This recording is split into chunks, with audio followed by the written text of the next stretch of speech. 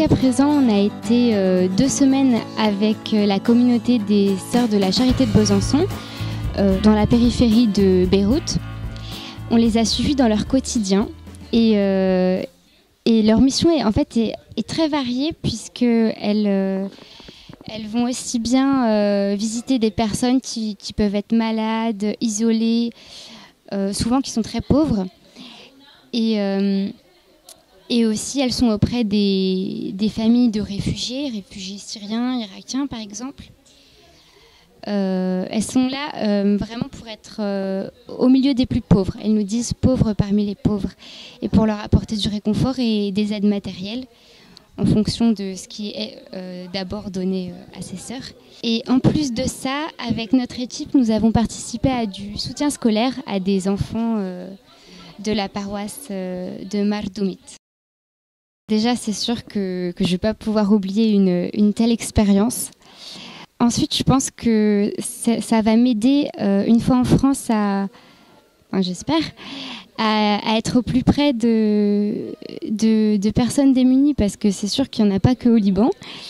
Et peut-être que de partir dans un autre pays, ça nous aide à oublier un petit peu toutes nos idées préconçues, tout ce qui nous empêche d'agir, le regard des autres, des choses comme ça. Et quand on revient, on est un peu plus soi-même, on est un peu plus débarrassé des clichés, de toutes ces choses-là. On a été marqués parce que des personnes qui n'ont presque rien vont vraiment se plier en quatre, peut-être, même se priver pour nous offrir ce que l'hospitalité propose, par exemple des plats. Vraiment, c'est très émouvant de voir à quel point ils se privent pour nous faire honneur.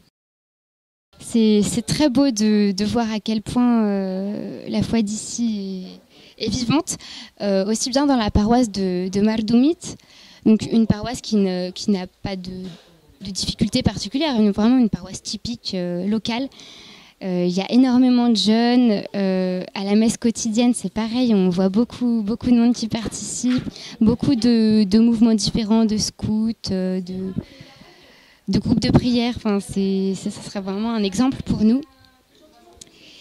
Et donc ça, c'est pour le côté paroissial, mais sinon, quand on va visiter les gens qui nous racontent leurs souffrances, qui sont souvent très grandes, très souvent, ils ponctuent leur discours de Noshkur Allah, qui veut dire qu'ils rendent grâce à Dieu en fait d'être là, d'être vivant tout simplement, d'avoir la foi.